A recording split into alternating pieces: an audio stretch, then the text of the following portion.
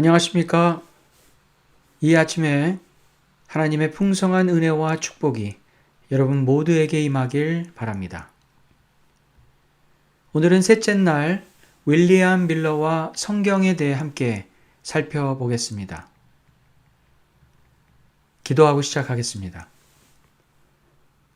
아버지 하나님, 이 아침에 우리에게 하나님의 말씀을 펼 수 있는 믿음을 주시고 주의 뜻을 더욱 알고자 하는 마음을 주시니 감사합니다. 일찍이 하나님이 윌리엄 밀러를 통해 세상 사람들이 주의 재림에 관심을 갖게 하신 것처럼 우리 또한 하나님의 말씀만 붙들고 그 말씀이 우리에게 주시는 기별을 온전하게 나누는 자가 되게 하여 주시옵소서. 주의 말씀을 더욱 깊이 연구하는 자가 되게 하시고 말씀 속에서 기쁨과 힘을 얻고 감동과 은혜를 전하는 우리 모두가 되도록 인도하여 주시옵소서. 예수 그리스도의 이름으로 기도합니다. 아멘. 윌리엄 밀러. 그는 예언 연구와 재림 운동을 얘기할 때 결코 빠질 수가 없는 인물입니다. 침례 교인이자 농부였던 밀러는 1816년부터 성경 연구에 몰두하기 시작했는데요. 그가 성경 연구를 할 때 당시에는 다니엘 7장의 1260일 예언이 1798년 교황청의 몰락으로 성취되었다는 해석이 편만했습니다. 밀러는 이런 연구에 동의함과 동시에 다니엘서 8장 14절의 2300일 예언에 관심을 가졌습니다. 그는 2년간 성경 예언 연구를 한 결과 예수 그리스도의 재림과 지구의 파멸이 얼마 남지 않았다는 것, 그리고 예수의 재림 때 의인의 부활과 천년기가 시작된다고 결론을 내렸습니다. 그는 이 2300년이 끝나는 때를 예수께서 세상을 정결케 하기 위해 재림하실 때라고 보았습니다. 그가 성경 연구를 통해 이런 결론을 얻은 때는 1818년이었습니다. 하지만 워낙 신중한 성격 때문에 그는 자신의 주장을 다른 사람들에게 나타내지 않았습니다. 그는 1823년까지 다시 성서적으로 철저하게 검토하고 살펴본 후에 예수 재림에 관한 22개 항을 정리했습니다. 그리고 또다시 9년 동안 성경 연구에 몰두한 후 그는 마침내 1831년 8월 한 침례교회에서 그리스도의 재림의 메시지를 전하기 시작했습니다. 당시 그의 나이는 50세가 되어 갈 때였는데 이후부터 그는 더 이상 주저하지 않고 자신이 성경을 통해 연구한 기별을 전하기 시작했습니다. 밀러는 1834년부터는 그의 생업도 내려놓고 기별을 전하는 데 열심을 다했습니다. 1844년까지 밀러의 초교파적인 전도 운동에는 5만여 명의 평신도와 200여 명의 목사들이 초교파적으로 가담하게 되었습니다. 당시 미국이 26개 주로 되어 있었고 인구가 2천만 정도인 점을 감안하면 5만의 수는 결코 작은 수가 아니었습니다.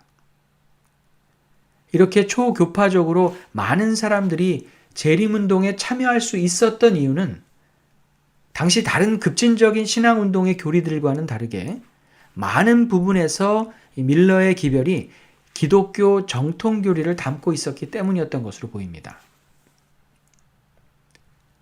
밀러의 재림운동의 힘의 원천에 대한 여러 평가가 있겠지만 그의 재림운동의 원동력은 무엇보다도 그가 성경을 해석하는 원칙에서부터 나왔다고 해도 과언이 아닙니다.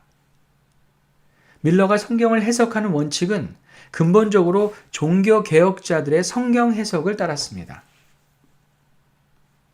그리스도인의 신앙과 실천의 유일한 기준은 오직 성경뿐이라는 원칙을 그는 가지고 있었습니다.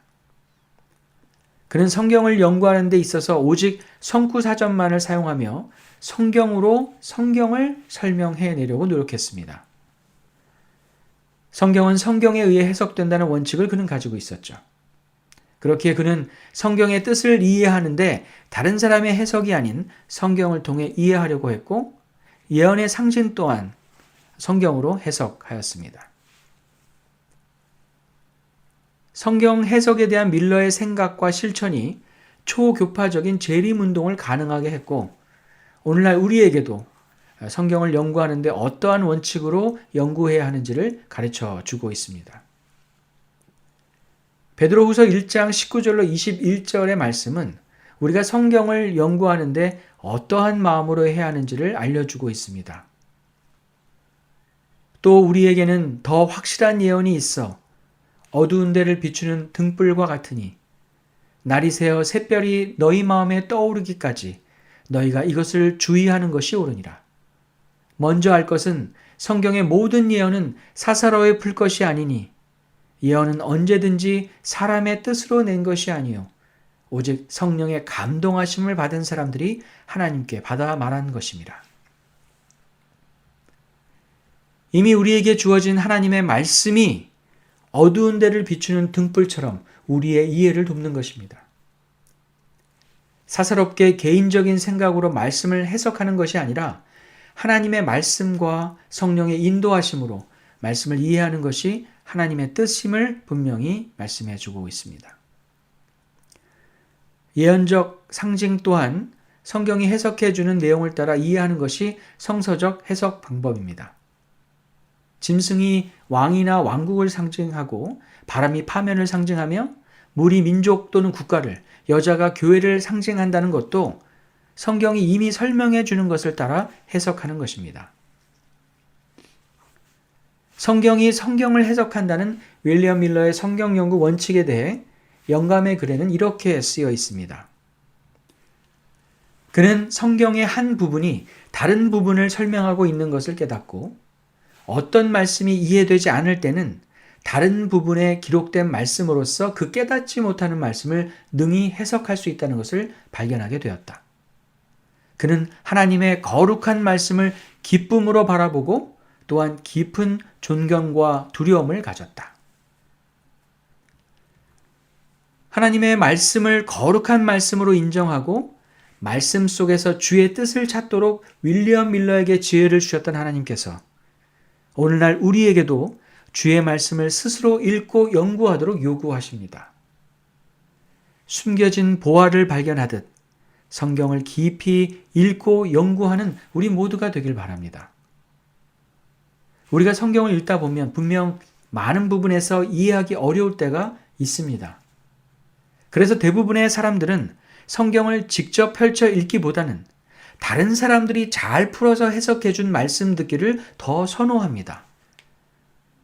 그러나 오늘 우리가 함께 살펴본 윌리엄 밀러의 성경 해석 원칙과 성경이 제시하고 있는 성경을 통해 성경을 이해할 수 있다는 것을 생각해 볼 때 우리가 직접 성경을 펴서 주의 말씀을 연구하는데 주저할 이유가 없습니다.